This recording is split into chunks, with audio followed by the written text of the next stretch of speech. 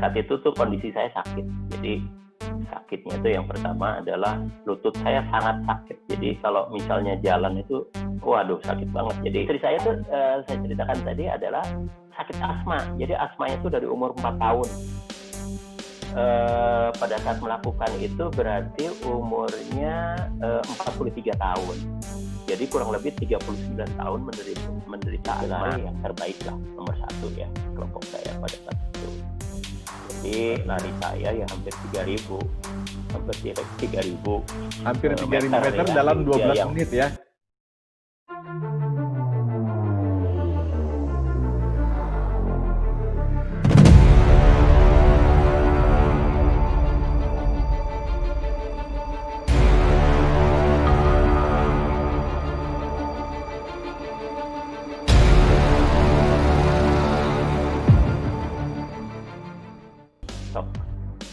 Assalamualaikum warahmatullahi wabarakatuh. Saat ini saya dengan Kolonel Ahmad Al-Fajar. Beliau satu angkatan dengan saya di pendidikan di Akademi Angkatan Laut dan juga seperti sahabat saya dan saudara saya sendiri. Beliau ini melakukan suatu transformasi fisik yang luar biasa menurut saya, karena tidak hanya dari sisi berat badan yang beliau bisa kendalikan, tetapi juga stamina dan kesemaptaannya pun sangat mencengangkan di usia yang tidak lagi muda, di usia 48 tahun. Assalamualaikum Kang Fajar. Waalaikumsalam warahmatullahi wabarakatuh. Nah Kang Fajar, di awal apa kabar Kang Arif? Baik, alhamdulillah. Tenun Kang. Nah alhamdulillah dengan cara itu asma itu saya juga sembuh. Kemudian juga, nah ini istri saya itu kan yang namanya olahraga itu anti banget gitu. Jadi karena sakit asmanya itu saya ajak olahraga jalan saja di sana tuh, di lapangan olahraga, di lapangan bola itu dia jalan dua keliling aja udah langsung KO gitu. Pak tuh udah nggak kuat katanya gitu kan. Tapi dengan menjalani ini ada hal yang mencengangkan.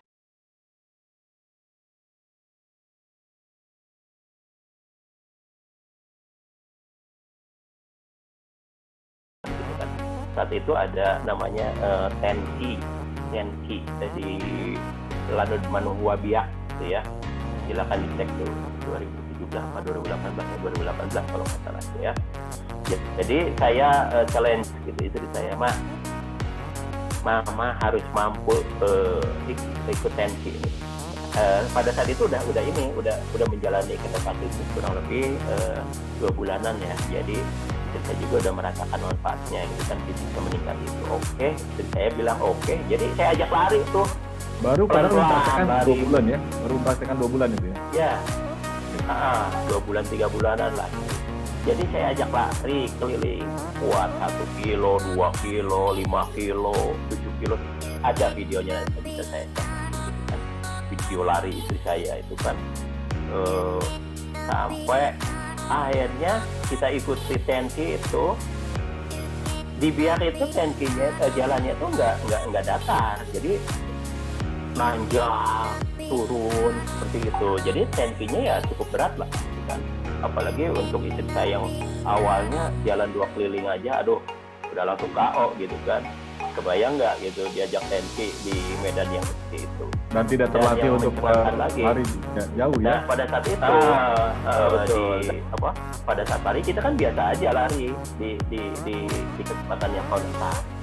Jadi di posisi hampir finish ya, kurang lebih 2 kilo hampir finish itu ya, kita udah menyarik beberapa kelompok istri gitu kan.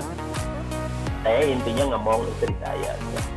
Nah itu bro gengsi juga kan, akhirnya balik lagi gitu. Kita kan nggak ada target apa-apanya, mencoba hanya menyampaikan challenge saya ke istri saya untuk mampu nggak tenki, yaitu untuk men-trigger ya supaya istri saya juga mau tetap latihan lari waktu itu. Ya akhirnya ya kita disalip, tapi kita salip lagi kita begitu mau finish gitu. Jadi 100 meter mau finish kita salip lagi. Wow. Itu salah satu kebanggaan, satu pengalaman yang didapat dari metode yang saya laksanakan ini. Oke. Itu Kang. Baik, terima kasih. Luar biasa sekali. Nah sekarang kita bicara metodenya Kang. Sebenarnya metode ketofase ini seperti apa dan apa dasar teori atau dasar alasan penerapan dari ketofase ini? Oke, ketofase itu ya. Nah saya sebagai umat Islam ya atau Kang Arif meyakini kan bahwa dengan puasa itu membuat kita menjadi sehat. Itu kan pertama. Kemudian yang saya tahu itu dalam sejarah itu seluruh nabi itu melaksanakan yang namanya puasa. Nah, dengan keyakinan itu ada hal yang menarik nih terkait dengan yang namanya pemahaman masyarakat selama ini yang disebut bahwa hindari kolesterol, hindari kemudian asam urat dan itu jangan asam urat tinggi gitu kan. Nah, mari kita telaah ya, dengan kita sambungkan dengan yang namanya puasa itu menyehatkan.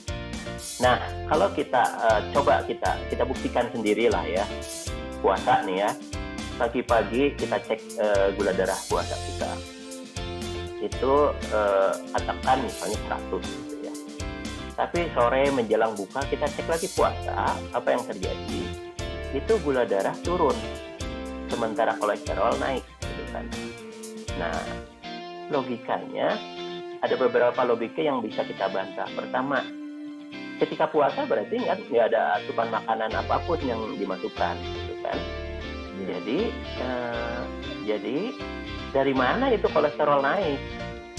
Ya kan aneh gitu kan, nggak ada asupan makanan. Terus kenapa gula darah turun? Kemudian yang kedua, dihubungkan dengan bahwa puasa itu menyehatkan, kemudian kolesterol dan asam urat itu menyebabkan sakit, menarik untuk disimak gitu, untuk kita